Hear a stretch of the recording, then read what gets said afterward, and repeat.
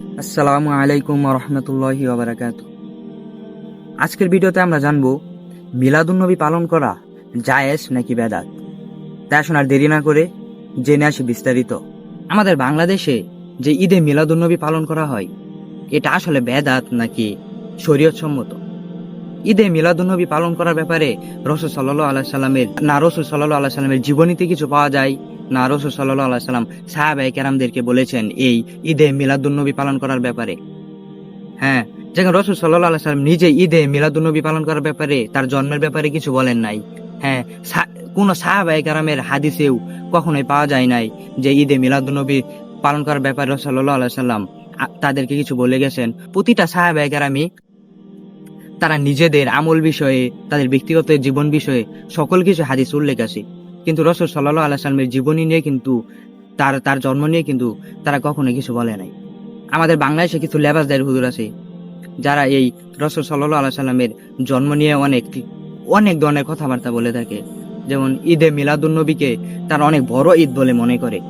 আসলে আমরা বছরে দুইটা ঈদ পালন করি, একটা হলো ঈদুল আজহা, একটা হলো ঈদুল ফিতর। আমরা দুনো ঈদেই নির্দিষ্ট খুতবা আছে এবং নির্দিষ্ট নামাজ আছে। যেমন আমাদের বাংলাদেশে অনেকে জুমার দিনকেও একটি পবিত্র দিন এবং সুন্দর দিন, গুরুত্বপূর্ণ দিন হিসেবে বিবেচনা করা হয়, কিন্তু জুমার দিনও কিন্তু খুতবা আছে এবং 2 রাকাত ফরজ নামাজ আছে। কিন্তু এই ঈদে মিলাদুন্নবীকে যে অনেকে অনেক বড় ঈদ বলে আনন্দ পায় মনে করে, হ্যাঁ, আসলে কি ঈদে মিলাদুন্নবীর এর নির্দিষ্ট কোনো খুতবা আছে না এর নির্দিষ্ট কোনো নামাজ আছে? তাহলে যেখানে কোনো নির্দিষ্ট খুতবা নাই, নামাজ নাই, সেটা আবার অনেক বড় ঈদ হয় কিভাবে? আসলে আমাদের বাংলাদেশে কিছু সুন্নি আলেম আছে, লেবাসদারি আলেম আছে, যারা প্রতিনিয়ত মানুষকে বিভ্রান্তির মধ্যে ফেলে রাখতেছে। তারা গান বাজনা, হালুয়া রুটি এগুলো, এই যে 12 রবিউল আউয়াল তারা মিলাদুন্নবী হিসেবে উদযাপন করবে এবং তারা দেখা যাবে যে অনেক জায়গায় গান বাজনা, হ্যাঁ, হালুয়া রুটি, নানা ধরনের ইত্যাদি অনেক কিছু করবে। আসলে রাসূল সাল্লাল্লাহু আলাইহি সাল্লাম এই ব্যাপারে না কুরআনে আল্লাহ পাক বলেছেন, না রাসূল সাল্লাল্লাহু আলাইহি ওয়াসাল্লাম তার জন্মদিন পালন করার ব্যাপারে কোনো কিছু বলেছেন। আসলে এই মিলাদুন্নবী পালন করাটা সবার প্রথম শুরু হয়েছে মিশর থেকে। তারপর মিশর থেকে শুরু হওয়ার পর কিছু সুন্নি আলেম সেটাকে উদযাপন করা শুরু করে। এভাবে আস্তে আস্তে আসলে এটা বাংলাদেশে প্রচুর পরিমাণে ছড়িয়ে পড়ে এবং বিশ্বের অন্যান্য জায়গাতেও এই মিলাদুন্নবী পালন করা হয়। আসলে এই মিলাদুন্নবী যে 12 আওয়াল যে রাসূল সাল্লাল্লাহু 12 রবিউল আউয়ালে যে রাসূল সাল্লাল্লাহু আলাইহি সাল্লাম জন্মগ্রহণ করেছেন, এই ব্যাপারে কোনো সহিহ হাদিস আছে না কুরআনুল কারীমে এই ব্যাপারে আল্লাহ পাক কোনো কিছু বলেছেন। আসলে তারা যে মনে করতেছে তারা নবীকে অনেক ভালোবাসে, রাসূল সাল্লাল্লাহু আলাইহি সাল্লামের অনেক সুন্নত মানে। হ্যাঁ, যেখানে আমরা যে মানুষ, আমরা কি সাহাবায়ে কেরামদের চাইতেও নবী রাসূলকে বেশি ভালোবাসি? তাহলে যেখানে সাহাবায়ে কেরামরাই, তাবেঈনরাই, আল্লাহর প্রিয় বান্দারাই যেখানে যারা রাসূল সাল্লাল্লাহু আলাইহি সাল্লামকে সবচাইতে বেশি ভালোবাসে, তারা যেখানে এই মিলাদ কায়েমের ব্যাপারে, মিলাদুন্নবীর ব্যাপারে, রাসূল সাল্লাল্লাহু আলাইহি সাল্লামের জন্মদিন ব্যাপারে তারা কোনো উৎসব পালন করে নাই, হ্যাঁ, সেখানে আমরা এটা নিয়ে কেন এত লাফালাফি করতেছি? আমরা কি সাহাবায়ে কেরামদের চাইতেও বেশি রাসূল সাল্লাল্লাহু আলাইহি সাল্লামকে ভালোবাসি? যদি এটা হাদিস সম্মত হতো, রাসূল সাল্লাল্লাহু আলাইহি সাল্লাম নিজে বলে যেতেন, তাহলে একটা কথা থাকতো এবং সাহাবায়ে কেরামরাও সেটাকে পালন করতো। কিন্তু কোনো ইতিহাসের বই কেন, কোনো হাদিসেই, কোনো মুসলিম, বুখারী, সুতরাং কুরআনুল কারীমে কোনো হাদিসেই বা কুরআনুল কারীমেও এই ব্যাপারে কোনো সহিহ হাদিসও পাওয়া যায়নি এবং মিলাদ কায়েমের ব্যাপারে, রাসূল সাল্লাল্লাহু আলাইহি সাল্লামের জন্মদিনের ব্যাপারে কোনো কথা বলা হয়নি। কিন্তু আমাদের বাংলাদেশে এটা প্রচুর পরিমাণে এখন পালন করা হয়।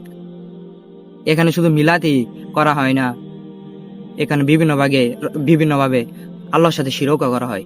যেমন দাঁড়িয়ে মিলাদ কায়েম করে, এখানে অনেক রুটি, হালুয়া, অনেক ধরনের গান বাজনা হয়ে যায় অনেক জায়গায়। বিশেষ করে এটা অনেক মাজারে হয়ে থাকে, যেখানে তাদের অনেক ভণ্ড মুর্শিদরা থাকে, তাদেরকে নিয়ে আসলে এই কাজটা পরিচালনা করা হয়।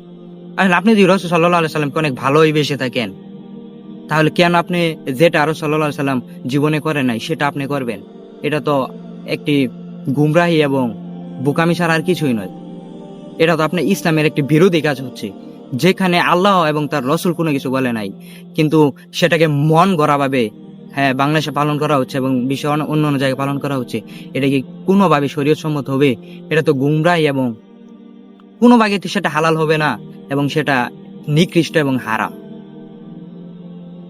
আসলে তারা যে নিজেদেরকে অনেক বড় বড় সুন্নত পালন করে বলে, রাসূল সাল্লাল্লাহু আলাইহি ওয়াসাল্লামকে ভালোবাসে বলে নিজেদেরকে দাবি করে। হ্যাঁ দেখেন বাংলাদেশে যখন বড় বড় আলেমদেরকে জেলখানায় নেওয়া হলো, তখন তারা কিছু সুন্নি আলেম যারা রাসূল সাল্লাল্লাহু আলাইহি ওয়াসাল্লামের কিনা অনেক সুন্নত মেনে থাকে, তারা তারা যখন তাদেরকে বড় বড় আলেমদেরকে যখন কারাগারে নেওয়া হয়েছিল, তখন তারাও সেখানে হাতাতালি দিয়ে পিছনে তারা উস্কানিমূলক কথাবার্তা বলেছিল। তারা বলেছিল যে তারা এরকম কাজ করে ওরকম করে এবং তাদেরকে জেলখানায় নেওয়া হয়েছে কেন, কিন্তু তারা আসলে কিন্তু শেখ হাসিনা দালালি করতো। হে মুসলমান ভাই বোনেরা, আমরা যে রাসূলুল্লাহ সাল্লাল্লাহু আলাইহি সাল্লামকে মন থেকে প্রকৃতভাবে ভালোবেসে থাকি, তাহলে তিনি যেটা হাদিসে বলেছেন এবং কুরআনুল কারীমে আল্লাহ যেটা বলেছেন, আমরা শুধু সেটাই করব। মানুষের মন গড়া মিলাদ কায়েম করা, গান বাজনা করা, মিলাদুন্নবী পালন করা, যেমন 12 রবিউল আউয়ালকে রাসূল সাল্লাল্লাহু আলাইহি সাল্লামকে জন্মদিন হিসেবে ভেবে নেওয়া, আমরা এগুলো থেকে সবসময় বিরত থাকব। যেখানে রাসূল সাল্লাল্লাহু আলাইহি সাল্লাম এই ব্যাপারে সাহাবায়ে কেরামদেরকে কিছু বলেন নাই, যেমন তাবেঈনরাও এরকম কোনো কাজ করেন নাই, তাহলে সেখানে আমরা কেন এটা নিয়ে এত বাড়াবাড়ি করতেছি? এজন্য মিলাদুন্নবী অনেক জায়গায় পালন করা হবে, ঠিক আছে, বাংলাদেশে আসলে তারা গুমরাহির মধ্যে আছে, তারা বিভ্রান্তির মধ্যে আছে, তাদেরকে বললে বোঝানো যাবে না। কিন্তু আমরা যে সাধারণ মানুষ আছি, তারা অবশ্যই এগুলো থেকে দূরে থাকবেন যতটা সম্ভব। আপনার যদি মন থেকেই মনে হয়, তাহলে আপনি করেন, রাসূল সাল্লাল্লাহু আলাইহি ওয়াসাল্লামের উপর দুরূদ পাঠ করতে পারেন, ওই দিন কিছু নফল নামাজ পড়তে পারেন। তবু যেখানে গান বাজনা হবে, মানে মিলাদুন্নবী পালন করা হয় অনেক জায়গায়, সারা রাত ডাক ডোল বাজে গান বাজনা করে, অবশ্যই সেখানে যাওয়া থেকে বিরত থাকবেন। কারণ আপনি সেখানে যান, হয়তো আপনার ঈমানও চলে যেতে পারে, কারণ সেখানে অনেক জায়গায় এরকম হয় যে সেখানে শিরকও করা হয়, কারণ এটা তো হারাম, যেটা রাসূল সাল্লাল্লাহু আলাইহি ওয়াসাল্লাম বলে নাই, কুরআন হাদিসে এর কোনো দলিল নাই, তাহলে সেটা কখনোই জায়েজ হতে পারে না। আসুন আমরা এগুলো থেকে সবসময় বিরত থাকবো। এই মিলাদুন্নবী পালন করা যে বেদাত, এটা এখন আপনারা সকলেই জানেন, এজন্য এগুলো থেকে বিরত থাকবেন।